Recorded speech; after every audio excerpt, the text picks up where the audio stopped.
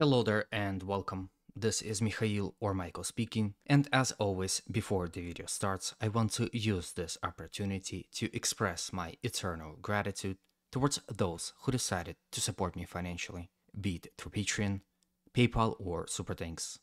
I really appreciate your generosity, so thank you friends, and have a blessed day. Now today's video I will start with the situation around city of Belgorod, its shellings, and the ultimate end result of all those actions. At this point I'm sure you all heard of Ukrainian bombardment of the city of Belgorod, which resulted in a loss of life of about 20 people. As far as I know, this is the highest loss count from Ukrainian artillery shellings all throughout this war within mainland Russia, and obviously this itself ignite fury and cries for revenge within Russian populace. Of course, shellings in this area is not new to Russia, as Ukrainians continuously bombarded Russian towns and villages all along the Russo-Ukrainian border, as well as made some raids into Russian territories. This itself raised many concerns within Russian military command and military bloggers, and talks of a new, more massive offensive in the direction of Ukrainian city of Kharkiv was brought up many times. However, it seems, up to the recent bombardment of Belgorod, Russian command did not really consider this offensive as a probability. With the latest news coming from Russia, it would seem that it might happen, and might happen sooner than expected. News are also coming that Russians are increasing intensity of aviation strikes and artillery strikes on Kharkiv region, while on the other hand, there were reports that Ukrainians started building defensive fortifications within Kharkiv region. Like I said previously in the video, opening another front on which Russians might attack is generally a good idea, because technically Russians have advantage in numbers and will be able to cover another front, while Ukrainians do not have that luxury. They will be forced to relocate some of their troops from these other important front lines, thus weakening them in the process. When it comes to the forces that Russians might use in this offensive, I'm sure you all heard of Russians creating new separate armies that consists of volunteers and mobilized men that were training all throughout 2023. If this new offensive will start, it will be a race against time for Ukrainians, as they will struggle to not only reinforce this front, but also with the construction of sufficient defensive lines. At this point in time, I want to know your opinion on this matter. What's the likelihood of the Russian offensive here in this area? Will Russian attack? How fast and successful they will be? And how effective Ukrainians will defend against such offensive? I'm very interested in your opinion, so please consider expressing it in the comment section below. Also, if you liked this video so far, please consider supporting it with a like, comment, and of course a subscription. Those actions help promote this video to a wider audience, thus helps this channel's growth, and it also motivates me to work harder. Now let's move to the territorial changes that appeared in the last 24 hours. First, let's discuss Russian advances in the general direction of Liman, where Russians continued their attacks from the settlement of Dibrovo, fight it within the Serebryansky forest, fight it in the direction of Torske and Zarichne, as well as towns of Yampolivka and Terny.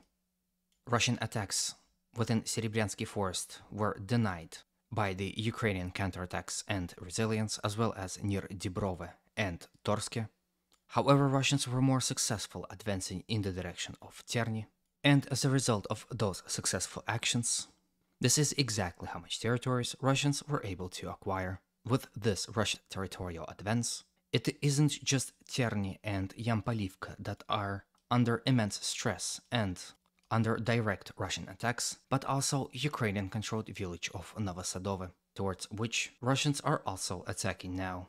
It seems that Russians decided to advance and completely capture this entire area before actually advancing further on in the direction of Terny and Zarichne. Perhaps it is in attempt to secure their flanks, while they are busy storming a somewhat big town here in this area. As I speak, fighting here continues. The heaviest ones, of course, are happening near Terny, here in between Novosadove and Terny village, and some relative Russian success is reported here in this area. From here, let's move all the way to the Avdiivka town and also discuss the situation here. Although Russians attacked all across the front, from the settlements of Vadiane in the directions of Severne and Tonenke, as well as from Apitne in the direction of Avdiivka itself, from Spartak within the industrial zone, and from Kamyanka across this entire front, Ukrainian defenses stood strong, and Russians were unable to advance here whatsoever. The situation is different on the northern flank, where Russians were able to advance within this Dacha sector and capture a small portion of it. It seems that most of the Russian attacks that were coming in the direction of Ukrainian-controlled Avdiivka coke plant were fruitless, and Russian forces decided to secure more positions near it and to its flank, perhaps advancing thus far within the Dacha area, which will allow them to attack in the direction of the coke plant from many directions, and with support of artillery and aviation strikes, overwhelm Ukrainian forces defending this important stronghold. There is also a probability that if Russians are able to completely secure Stepova and bring the fight to Berdichi, they will be able to stabilize this entire flank and attack towards Avdiivka coke plant from this direction also. But at this point in time, settlement of Stepova still remains to be mainly in the gray zone, as Russians and Ukrainians battling out for its control without any clear victor in sight. While fighting in Stepova raged on, Russians attacked to the north of it in the general direction of Berdichi and Novobakhmutivka. Those attacks came along this rail line in the direction of this small Dacha area, as well as across the rail line in attempt to reach Berdichi.